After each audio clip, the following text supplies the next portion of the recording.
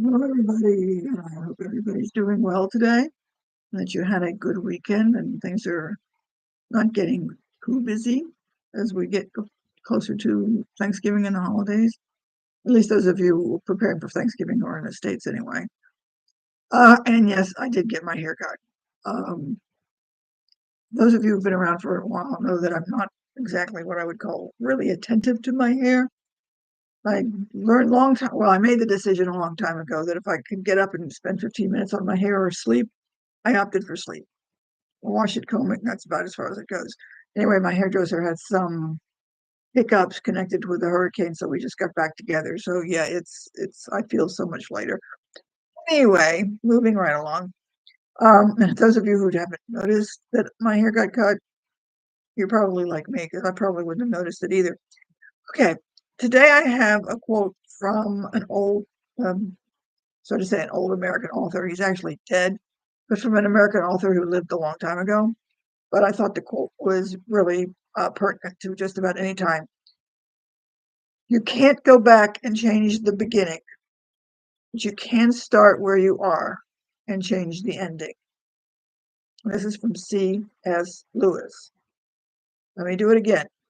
You can't go back and change the beginning, but you can start from where you are and change the ending.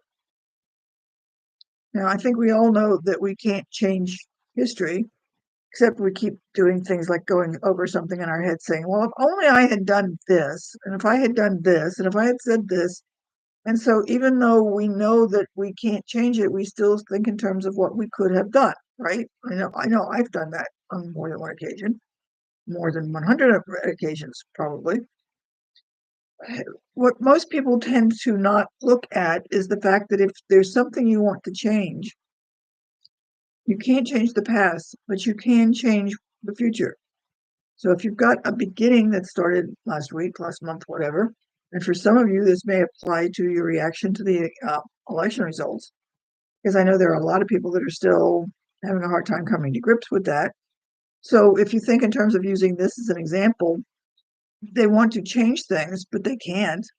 But they're still thinking in terms of what happened or what could have happened or things like that. That's not going to do you any good. Now, this could be, say, like a paper assignment or a presentation that you wanted to give or didn't give or anything else like that. If you spend a lot of time thinking about what you could have done or what you should have done or what would have happened if this happened and that happened, etc., you're essentially wasting time. This is not good time management, for one thing, if you want to look at it that way. It's not going to get you anywhere because all you're doing is just sort of like regurgitating the same thing that's gone over that you already know the outcome. And so what's the point?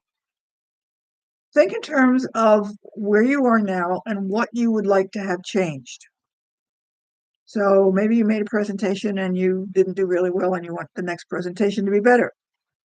Maybe you wrote a paper and it didn't turn out really well, or maybe you took a test or some such thing like that. Don't think in terms of what could have been unless you want to look at things and make a list of the things that might have gone wrong. So let's say you had a presentation and maybe one of the things on the list is I didn't practice enough, or I didn't do enough research, or if you took a test and I didn't study enough, or I did too much studying in one short period of time, I needed to space it out. If you're going to think about what you did, think about what you did in the sense of what needs to be changed. Think in terms of what you did that could stay the same, that worked. So that if you're going to go back and think about what happened, think about those particular things. Kind of think in terms of, I guess you could call it a pros con list if you want, or a do and don't do kind of list. A list of the things that worked well and a list of the things that didn't work well. And once you've got that list, you've got that list of things. Now, from here on out, what are you going to do to change? Pick one of those things or two of those things, depending on what they are and how complicated they are. And what can you do to change them? This is where you change the ending.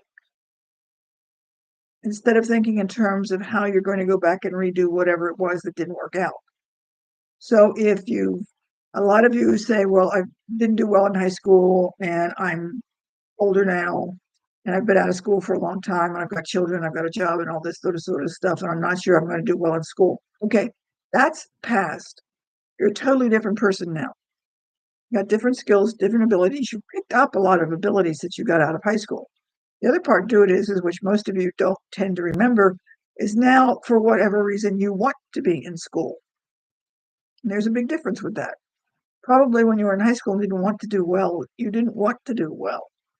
And so your heart wasn't in there, you weren't motivated. So the situation is very, very different. And you're forgetting that tiny little detail. So what you may want to do is think in terms of, okay, when you were in high school and things worked out, what worked well, what didn't work that well. Now, when you take on a task, whatever it may be, whether it's studying or anything else for that matter, what tends to work well for you? What doesn't work well for you?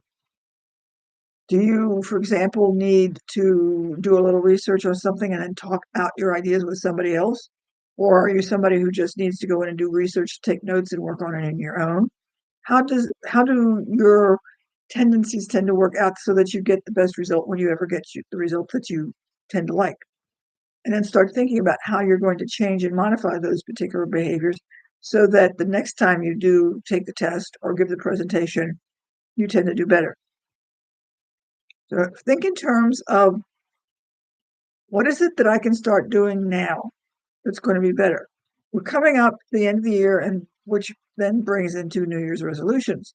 And everybody starts, well, not everybody, but a lot of people start the year saying, this year I'm going to. You might want to actually start now.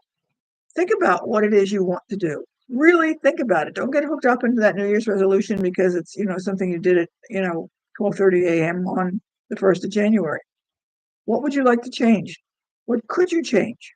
What's within your ability to change? In other words, and I'm not denying your abilities, but I'm thinking in terms of what's practical at this particular moment in time. Because maybe there's something that you could do, but for whatever reason, it's not practical right now.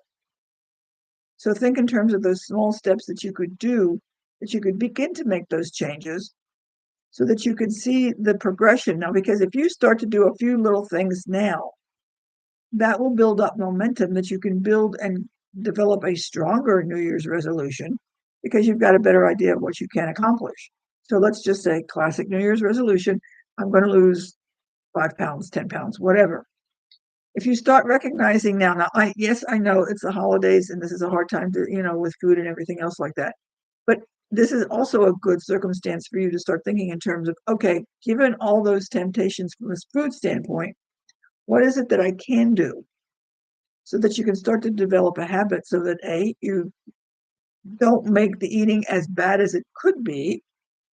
And then you can say, oh, I got through and I managed to do this, which gives you a little impetus that when you start, the new year, you can say, let me continue what I already started. Does this make sense? Because I guarantee if you just wake up wake up, go to bed, however you want to do it, on January 1st or January 2nd, as the case may be, and just say, I'm going to do this for the New Year's resolution, it's probably not going to work. You know that as well as I do. It doesn't work any more than you're thinking in terms of what happened last week, last year, 10 years ago, whatever, and keep saying, if I had only done this, it's not there. What can you do now? Does this make sense? Again, start from where you are now. What have you got? What skills do you have? What are your inclinations? What's your motivation? What can you do? What do you have time to do? What do you have the tools to do, etc.? And begin to rewrite the ending of the current chapter. Okay? Because that's where you're going to get to the point of being more satisfied with the outcome of whatever it is you're trying to do. Think about that. If you have any questions, ask them and let me know. I hope this makes sense. And yes, I know that when I'm suggesting to do something like, look at food now is difficult. But again, if you at least start thinking about it and becoming conscious of it, you're going to be more aware of it and thinking more in terms of, oh, gee, this is what's happening. Granted, you may not do anything about it now, but you'll recognize where your weak points are and what you need to work on. So that gives you puts you in a better position to make a plan to work at it when when we're after the holidays and you can do something about it. Okay. Again, so I hope this was helpful. let me know and give some thoughts, and let me know, if you are interested in my little elevator pitch that I plan to do, as well as my job analyzer that will get there for, hopefully Black Friday, if not somewhere shortly thereafter, but let me know. I'd appreciate it. So you guys have a good week, and we will see you next week. Bye.